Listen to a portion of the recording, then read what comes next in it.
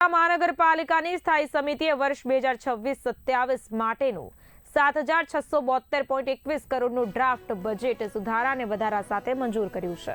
સ્થાયી સમિતિના chairman doctor Sheetal મિસ્ત્રીએ આ અંગે માહિતી આપી. ઉલ્લેખનીય છે કે ડ્રાફ્ટ બજેટમાં કુલ 6 ઠરાવો પસાર કરવામાં આવ્યા છે, તેમજ 18 સૂચનો પણ કરવામાં આવ્યા છે. મહત્વના ઠરાવોમાં યલો ફીવર વેક્સિનનો ભાવ 500 રૂપિયાથી ઘટાડીને 300 રૂપિયા કરવાનો નિર્ણય કરાયો છે. સાથે જ કમ્પ્લીશન સર્ટિફિકેટ આપતા પહેલા મિલકતની આકારણી કરીને વેરાની વસૂલાત કરાશે અને વેરા બિલમાં QR કોડની સુવિધા ઊભી કરાશે. તો ટાઉન હોલના કાર્યક્રમોમાં પાલિકા હવે 12ના બદલે 20 ટિકિટો લેશે સહિત વિવિધ કાર્યો મંજૂર કરાયા છે અને આ બજેટ વડોદરા શહેરના વિકાસ, સુવિધાઓ અને નાગરિકોને વધુ સારી સેવાઓ આપવા માટે મહત્વપૂર્ણ માનવામાં આવી રહ્યું છે. વડોદરા મહાનગરની પ્રણાલી મુજબ જીપીએમસી એક્ટ મુજબ કમિશનર શ્રી અને વહીવટી પાંચ દ્વારા બજેટ 3 જાન્યુઆરીએ સ્ટેન્ડિંગ કમિટીમાં રજૂ કરવામાં આવ્યું હતું. જે ઓરિજિનલ બજેટ હતું, જેમાં 25-26નું જે રિવાઇઝ બજેટ હતું 7,071 કરોડનું અને 26-27નું ડ્રાફ્ટ બજેટ 7,609.63 કરોડનું રજૂ કરવામાં આવ્યું હતું. સ્થાયી સમિતિના તમામ સભ્યો અને તમામ ચૂંટાયેલા પ્રતિનિધિઓ સાથે વિચાર વિમર્શ અને પબ્લિકના જે સૂચનો આવ્યા છે એ બધાને ઇન્ટિગ્રેટ કરી અને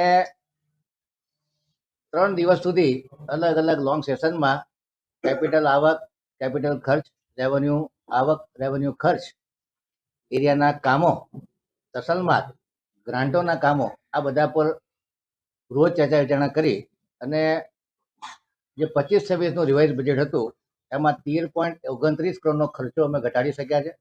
જેમાં મુખ્ય ખર્ચો હતો ફ્લાવર શો, કે જે અમે કરી નહોતા શક્યા અને એમાં 10 કરોડનું જે બજેટ હતું એ કેન્સલ કરતા એમાં ખર્ચ ઘટવાથી બચત વધી છે.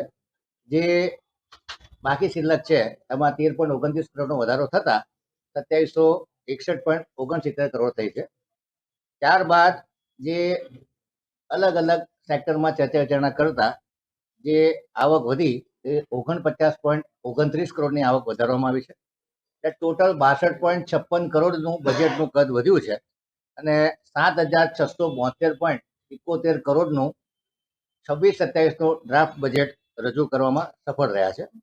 કહી શકાય કે આટલું ખર્ચો કરવા છતાં ધીરે ધીરે ક્રમશઃ ખર્ચ, જે કેપિટલ ખર્ચ કરીએ છીએ, મૂડી વ્યય કરીએ છીએ, એમાં ક્રમશઃ વધારો કરતા ગયા છે.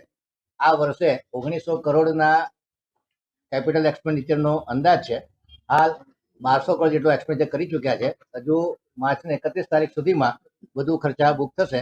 ગત વર્ષે 1550 કરોડનો ખર્ચો કર્યો હતો અને 26-27ના રિવાઇઝ બજેટમાં 2400 કરોડ કરતાં વધુ ખર્ચ કરવાનો અંદાજ રાખવામાં આવ્યો છે. એટલે કહી શકાય કે વડોદરા કોર્પોરેશનનું જે એવરેજ એક્સપેન્ડિચર કેપેસિટી હતી 637 કરોડની, એ અમે વધારી અને 1900 કરોડ અને આવતા વર્ષે 2400 કરોડ સુધી લઈ જવામાં સક્ષમ રહ્યા છે.